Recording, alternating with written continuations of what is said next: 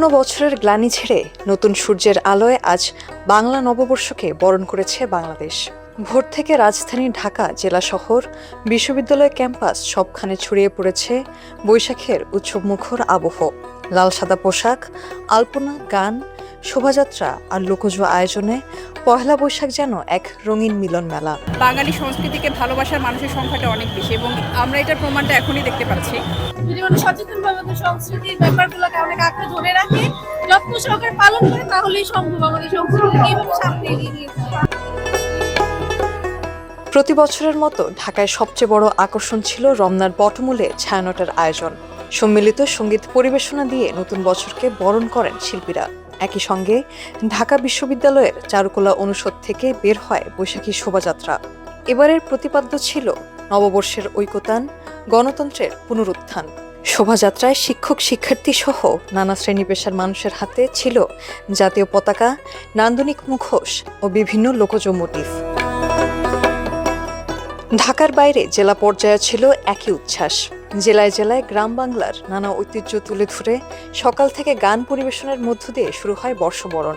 ঢাকার মতো নেত্রকোনায়ও আয়োজিত হয়েছে বৈশাখী শোভাযাত্রা। এতে অংশ নেন রাজনৈতিক নেতৃবৃন্দ, শিক্ষা প্রতিষ্ঠান, সাংস্কৃতিক সংগঠন ও নানা শ্রেণী পেশার মানুষ। একইভাবে পটুয়াখালীতেও জেলা প্রশাসকের কার্যালয়ের সামনে থেকে বের হয় শোভাযাত্রা। এছাড়া নববর্ষ ঘিরে লোকজ মেলা, সাংস্কৃতিক অনুষ্ঠান ও কাবাডি খেলারও আয়োজন করা হয়।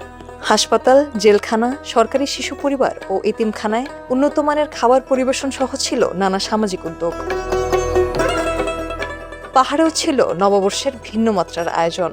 বান্দরবানে বাংলা নববর্ষের উৎসব মিশে গেছে পাহাড়ি জনগোষ্ঠীর ঐতিহ্যবাহী সাংগ্রায়ের সঙ্গে। জেলা প্রশাসনের বৈশাখী শোভাযাত্রার পাশাপাশি বৌদ্ধ ধর্মাবলম্বীদের প্রার্থনা, পিঠা উৎসব, বয়োজ্যেষ্ঠদের সম্মাননা এবং ঐতিহ্যবাহী মৈত্রী পানি বর্ষণের মধ্য দিয়ে নতুন বছরকে বরণ করা হয়। বিশ্ববিদ্যালয় ক্যাম্পাসেও নতুন বছরকে বরণ করা হয়েছে উৎসবমুখর আয়োজনে। রাজশাহী বিশ্ববিদ্যালয়ের বৈশাখী শোভাযাত্রায় ছিল লোকজ মুখোশ, ঘোড়ার গাড়ি এবং নানা রকম মোটিভ। সঙ্গে পান্তা ইলিশ, বৈশাখী আড্ডা, দেয়ালিকা, আলোচনা সভা, নাটক, গান, আবৃত্তি, লোকনৃত্য ও ফ্যাশন শো বৈশাখী আয়োজনে এনেছে বাড়তি রং। বাঙালি ঐতিহ্যকে আমরা এখানে উপস্থাপন করছি আমাদের বিভাগের আজকের এই র্যালিতে। আমরা চাই যে এই উৎসব সবাই একসঙ্গে আনন্দের সঙ্গে পালন করুক। নিরাপত্তার দিক থেকেও ছিল জোরদার ব্যবস্থা।